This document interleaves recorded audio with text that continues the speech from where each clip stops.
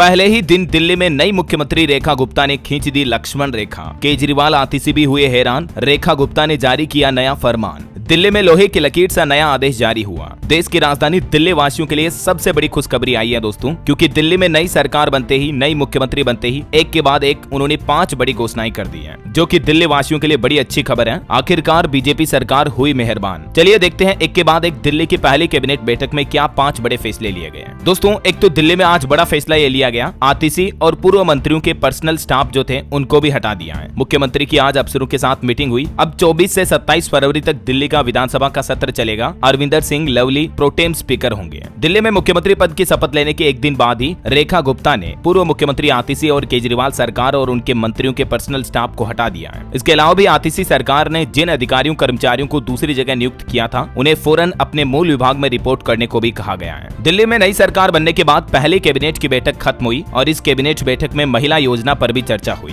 दिल्ली की पहली कैबिनेट बैठक में एक तो आयुष्मान योजना को मंजूरी दी गई, केक की रिपोर्ट भी पेश की गई और महिला योजना पर भी फैसला हुआ। देखिए, कैबिनेट मीटिंग में दिल्ली सरकार ने बड़ा ऐलान करते हुए कहा कि दिल्ली वासी अब करा सकेंगे 10 लाख रुपए तक का मुफ्त इलाज। जहां आपको पता होगा देश भर में करोड़ों लोगों को अलग अलग राज्यों में आयुष्मान भारत योजना हेल्थ इंश्योरेंस कवर का लाभ मिल रहा। हालांकि अभी तक भी ये योजना दिल्ली में लागू नहीं थी, जब तक की केजरीवाल सरकार थी तब तक। लेकिन दिल्ली में नई सरकार के गठन के पहले ही दिन कैबिनेट मीटिंग में लिए फैसले के बाद अब दिल्ली वासी भी आयुष्मान भारत योजना के साथ जुड़ सकेंगे और 10 लाख रुपए तक का सालाना इलाज बिल्कुल मुफ्त में करा सकेंगे। तो पहली अच्छी राहत भरी खबर तो दिल्ली वासियों के लिए ये रही। इसके अलावा भी कई और बड़े फैसले लिए गए। दोस्तों, 50 साल की रेखा गुप्ता जिंदल जो कि दिल्ली की 9वीं मुख्यमंत्री बनी है और ये दिल्ली की 4थी महिला मुख्यमंत्री भी है। पहली बार तो ये विधायक बनी और डायरेक्ट सीएम भी बन गई अब दिल्ली की। इसके अलावा भी प्रवेश वर्मा को पीडब्ल्यूडी समेत 5 विभाग दिए गए। दिल्ली की मुख्यमंत्री रेखा ने वित्त विभाग अपने ही पास रखा। आशीष सूद को गृह विभाग दिया गया। शपथ के 4 घंटे बाद विभागों का भी बंटवारा हुआ। ये देख सकते हैं आप दिल्ली सरकार के गठन के बाद किस किस व्यक्तियों को किन किन विभागों की जिम्मेदारी मिली है। ये कुछ प्रमुख नाम है: प्रवेश वर्मा, मनजिंदर सिरसा, रविंद्र इंद्राज सिंह, कपिल मिश्रा, डॉक्टर पंकज सिंह, आशीष सूद। इनको इन अलग अलग विभागों के मंत्री बनाए गए। स्वास्थ्य, परिवहन, IT, गृह, ऊर्जा, शिक्षा विभाग मंत्री वगैरह वगैरह, है ना। इसके अलावा जो दिल्ली में पहली कैबिनेट बैठक हुई उसमें पहला फैसला तो आयुष्मान योजना को मंजूरी मिली है। इसके अलावा भी दिल्ली सरकार का कहना है कि विधानसभा के पहले ही दिन केक की पेंडिंग रिपोर्ट भी पेश की जाएगी। मुख्यमंत्री बनने के बाद यमुना की आरती भी की रेखा गुप्ता ने। ये कुछ तस्वीरें आप देख सकते हैं। वहीं दूसरी सबसे बड़ी घोषणा ये रही, देश की राजधानी दिल्ली की माताओं बहनों को बड़ी सौगात दी है। दिल्ली की नई मुख्यमंत्री रेखा गुप्ता ने ऐलान करते हुए कहा कि अगले महीने 8 मार्च को 2500 रुपए दिल्ली की सभी महिलाओं के खाते में आ जाएंगे। और न सिर्फ अगले महीने आएंगे बल्कि ये योजना अब मंथ वाइज शुरू होने जा रही है। यानी होली के त्योहार से पहले दिल्ली सरकार द्वारा ये महिला समृद्धि योजना लागू करने की घोषणा कर दी है। तो 8 मार्च के बाद महिलाओं को हर महीने 2500 रुपए मिलेंगे। दिल्ली की भावी मुख्यमंत्री रेखा गुप्ता ने ऐलान किया है। चलिए इस योजना के बारे में भी कुछ ज्यादा जानकारी देख लेते हैं। किन किन महिलाओं को इस योजना का लाभ मिलेगा और कैसे इस योजना के लिए आवेदन करने होंगे। आखिरकार 27 सालों बाद दिल्ली की सरकार में लौटी बीजेपी ने पहले ही दिन ये सबसे बड़ी घोषणा की। कहा कि महिला समृद्धि योजना के तहत राजधानी की सभी पात्र महिलाओं के खाते में 8 मार्च से 2500 रुपए आने शुरू हो जाएंगे। क्योंकि 8 मार्च को अंतर्राष्ट्रीय महिला दिवस है, तो इसी मौके पर देश की राजधानी दिल्ली की महिलाओं को दिल्ली सरकार ये नया तोहफा देने जा रही है। अब समझिए इस योजना का नाम क्या है और इसके लिए पात्रता की शर्तें क्या होगी। तो दरअसल आपको पता होगा दिल्ली विधानसभा चुनाव से पहले बीजेपी ने अपने चुनावी घोषणा पत्र में जो संकल्प पत्र मैनिफेस्टो जारी किया था, उसमें घोषणा की थी कि दिल्ली में महिला समृद्धि योजना को लॉन्च किया जाएगा। जैसे मध्य प्रदेश वगैरह इन अलग अलग राज्यों में मुख्यमंत्री लाडली बहना नाम से अलग अलग नाम से योजनाएं चलती हैं, जिसके तहत महिलाओं को हर महीने खाते में 1000, 1500, 2000 अलग अलग राज्य सरकारें देती हैं। राइट, तो ठीक वैसे ही दोस्तों दिल्ली में भी ये नई योजना महिला समृद्धि योजना के नाम से लॉन्च करने जा रही सरकार। और इसी योजना के तहत पात्र महिलाओं को 2500 रुपए हर महीने दिए जाएंगे। कई लोगों को लग रहा है कि क्या सभी महिलाओं को ये 2500 रुपए मिलेंगे? तो बिल्कुल नहीं, सभी महिलाओं को नहीं दिए जाएंगे, बल्कि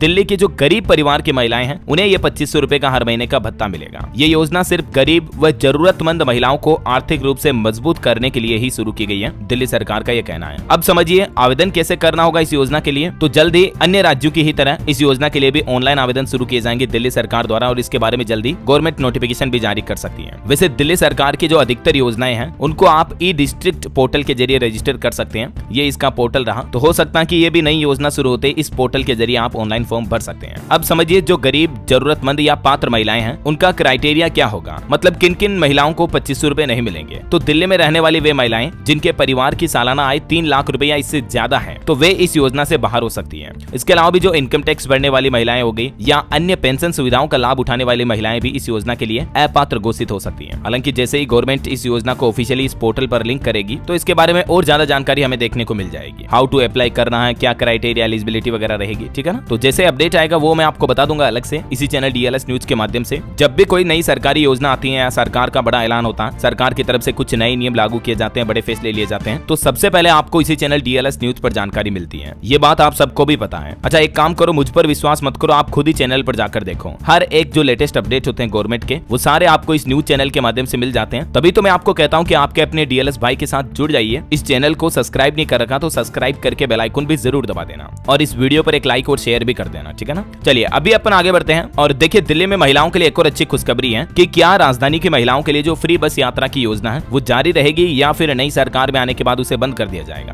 तो इस पर भी परिवहन मंत्री पंकज की तरफ से एक बड़ा बयान जारी किया गया है। परिवहन मंत्री ने वादा करते हुए कहा कि दिल्ली में अब सत्ता परिवर्तन के बाद भी भाजपा सरकार ने इस योजना को जारी रखने की बात कही है। हालांकि हो सकता है कि मुख्यमंत्री रेखा गुप्ता की सरकार इस योजना का नाम भले ही बदल दे, लेकिन योजना जरूर जारी रहेगी। आपकी जानकारी के लिए बता दूं, 2019 में जब केजरीवाल सरकार थी तब रक्षाबंधन के मौके पर दिल्ली की महिलाओं के लिए ये फ्री DTC बस सेवा स्कीम शुरू की गई थी। इस योजना के तहत महिलाओं को गुलाबी रंग का किट मिलता था, जिसके जरिए महिलाएं दिल्ली की DTC बसों में मुफ्त यात्रा, निःशुल्क यात्रा कर सकती हैं। तो ये योजना अभी नई भाजपा सरकार आने के बाद भी जारी रहेगी। हालांकि मीडिया के सवालों का जवाब देते हुए परिवहन मंत्री पंकज सिंह ने यह भी कहा कि दिल्ली परिवहन में नई बसें पिछली सरकार में क्यों नहीं आई, इस मामले की जांच की जाएगी। और उन्होंने ये भी कहा कि दिल्ली में भाजपा सरकार जल्द ही सड़कों, ट्रांसपोर्ट और हेल्थ से जुड़ी समस्याओं का भी निराकरण करेगी, मतलब इन समस्याओं को दूर किया जाएगा, ठीक है ना। तो ये दिल्ली की महिलाओं के लिए एक और अच्छी बड़ी घोषणा रही। और दिल्ली वासियों के लिए एक और अपडेट मैं आपको बता दूं, हाल ही में कुछ दिनों पहले आपको पता होगा महाकुंभ जाने वाले श्रद्धालुओं के बीच भगदड़ मची थी नई दिल्ली रेलवे स्टेशन पर। 18 लोगों की तकरीबन जान चली गई थी। तो उसके बाद अब रेलवे स्टेशन के अधिकारियों के लिए एक नया सर्कुलर जारी हुआ है। अब ट्रेनों के आगमन पर RPF से अनुमति लेनी पड़ेगी। और ये जो नया नियम है दोस्तों, ये नई दिल्ली रेलवे स्टेशन के 8 से लेकर 16 नंबर तक के प्लेटफॉर्म पर लागू रहेगा। मतलब यहाँ पर इन प्लेटफॉर्म पर ट्रेन आने से पहले RPF की मंजूरी लेना अनिवार्य होगा। आमतौर पर इन प्लेटफॉर्म पर प्रयागराज, पटना, कानपुर, लखनऊ, हावड़ा वगैरह इन क्षेत्रों से आने जाने वाली ट्रेनें ठहरती हैं, ठीक है। और इसके अलावा हाईकोर्ट ने भी आज इस मामले पर एक बड़ा फैसला सुनाया। नई दिल्ली रेलवे स्टेशन पर भगदड़ के वीडियो हटाने के निर्देश जारी हुए हैं। रेलवे ने एक्स उर्फ ट्विटर को नोटिस जारी करते हुए कहा कि 288 इस तरह के वीडियो के लिंक हैं जिनको हटाया जाए। तो ये भी हाईकोर्ट ने आज एक बड़ा फैसला सुनाया है ना। तो उम्मीद है दोस्तों दिल्ली वासियों को लेकर दिल्ली न्यूज के संबंधित ये अपडेट आपको जरूर जानने मिले होंगे। और भी रोजाना इसी तरह की काम की खबरें, महत्वपूर्ण मुख्य समाचार आपको मिलते रहेंगे। चैनल से जुड़ जाइएगा, सब्सक्राइब करके बेल आइकन दबा देना, वीडियो को लाइक और शेयर जरूर कर देना। बाकी आप मुझे कमेंट करके बताइए कि आप दिल्ली में कौन से इलाके में रहते हैं, किस एरिया में रहते हैं, कमेंट में लिखिए। ख्याल रखिएगा अपने आप का, अपने परिवार का। मिलेंगे अगले नेक्स्ट अपडेट में, तब तक के लिए जय हिंद, जय भारत, वंदे मातरम।